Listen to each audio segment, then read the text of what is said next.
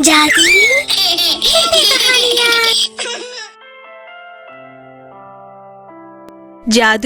छड़ी। ये कहानी है रामगढ़ गांव की, जहां पर एक गोपाल नाम का बच्चा अपनी माँ शांता और छोटी बहन सिम्मी के साथ रहता था। जब गोपाल छोटा था तब उनके पिता की मृत्यु रोड एक्सीडेंट में हो गई थी और पिता के जाने के बाद उनकी आर्थिक स्थिति भी खराब हो गई थी और घर चलाने के लिए उनकी माँ मजदूरी करके उनका पेट पालती थी। लेकिन मजदूरी करके उतने पैसे नहीं आते थे, ना तो वह भरपेट खाना खा पाते थे और ना ही गोपाल स्कूल जा पाता था। जब उनके पिता जिंदा थे तब वो दोनों स्कूल भी जाते थे और पेट भर खाना भी खाते थे।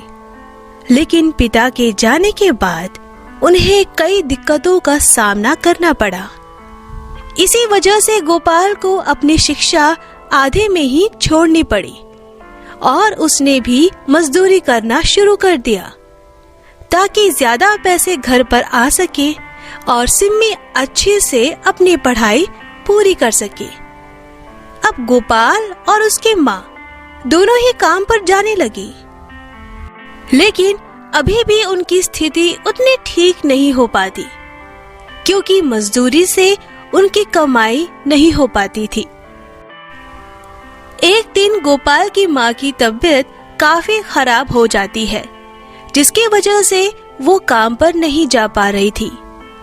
अपनी माँ को इस हालत में देखकर गोपाल काफी दुखी था और उसे समझ में नहीं आ रहा था कि वो अब क्या करे और उसे अपनी छोटी बहन सिम्मी की भी पढ़ाई करवानी थी।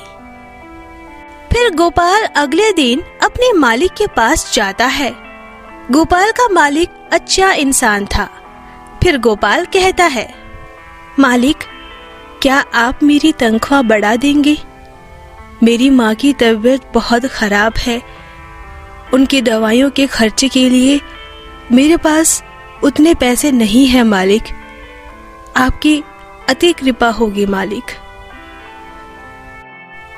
गोपाल बेटा, यहाँ गांव में तो ज्यादा पैसे नहीं मिल पाएंगे, तो मैं एक काम करता हूँ, शहर में अपने मालिक से बात करता हूँ। तुम वहाँ जाकर अच्छा पैसा कमा सकते हो। फिर गोपाल अगले दिन शहर चला जाता है और कुछ समय बाद वहाँ से अच्छे पैसे कमाकर वापस अपने घर आ जाता है, क्योंकि गोपाल अपनी माँ और अपनी बहन को अकेला नहीं छोड़ सकता था और गोपाल की माँ की तबीयत में थोड़ा बहुत ही सुधार आता है। इसी तरह से वह अगले दिन सुबह सुबह काम पर निकला और यह सिलसिला कुछ दिन तक चलता रहा।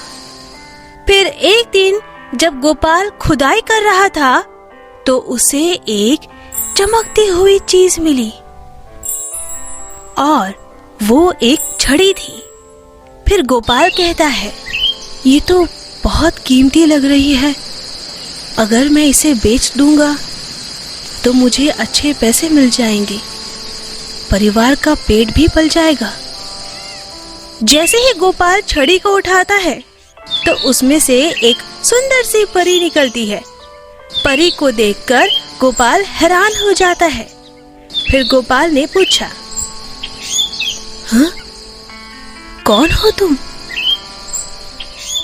मैं रानी परी हूँ गोपाल।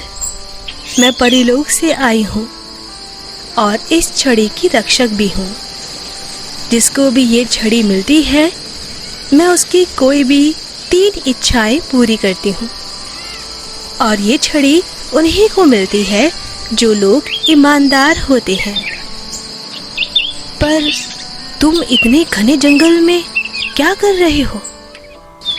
फिर गोपाल रानी परी को अपनी सारी परेशानियां बताता है। मेरे परिवार में मेरी माँ और मेरी छोटी बहन है। पापा के जाने के बाद हमारी आर्थिक स्थिति खराब हो गई, तो इसीलिए मुझे अपनी पढ़ाई को त्यागना पड़ा।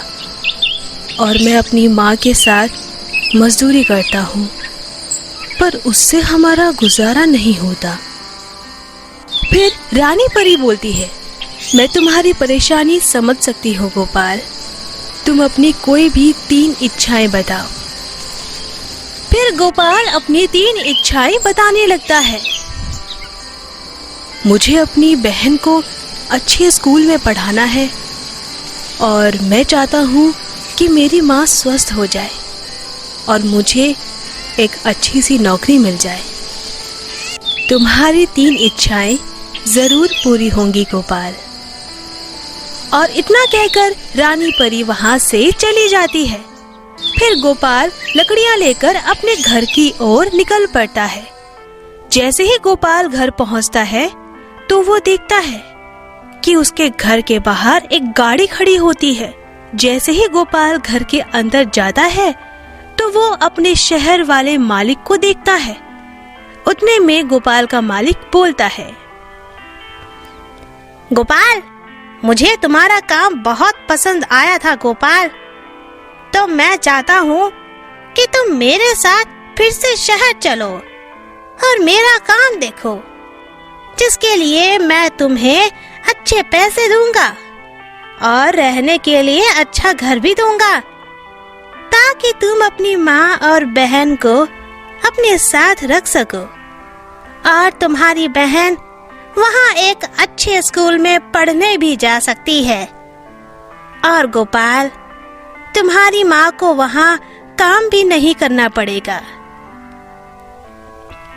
ये सुनकर गोपाल और उसका परिवार बहुत खुश हो जाता है। फिर गोपाल को परी से मांगी हुई 3 इच्छाएं याद आती है। फिर वो सोचता है, अरे वाह, परी का जादू चल गया। फिर अगले दिन गोपाल अपने परिवार के साथ शहर चला जाता है और सिम्मी अच्छे स्कूल में पढ़ने भी जाती है। गोपाल की माँ बिल्कुल ठीक हो जाती है। इसी तरह उनके अच्छे दिन की शुरुआत हो जाती है। फिर सब खुशी खुशी रहने लगते हैं। तो दोस्तों, अगर आपको हमारी कहानी पसंद आई हो तो इसे लाइक करना और शेयर करना और हमारे चैनल को सब्सक्राइब करना मत भूलना।